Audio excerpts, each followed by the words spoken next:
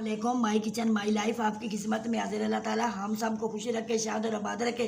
मेरे प्यारे व्यूअर्स, आज हम बनाएंगे अंडा और बेसन का हलवा।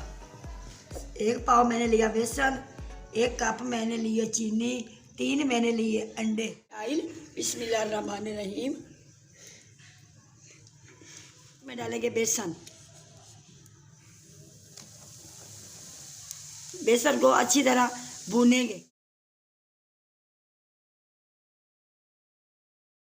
डालेंगे अंडे,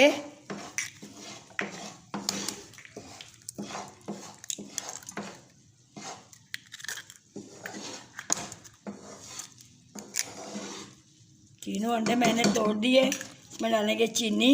बिस्मिल्लाहिर्रहमानिर्रहीम। चीनी और अंडे को अच्छी तरह करेंगे मिक्स।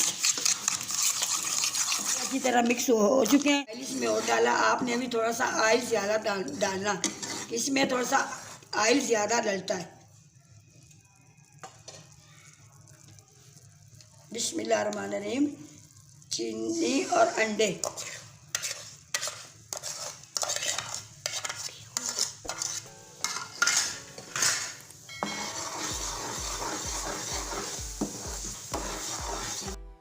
करेंगे। मिक्स करने के बाद आपको दिखाते हैं डिश। और बेसन और अंडे का हमारा हलवा बहुत मज़ेदार तैयार हो चुका है।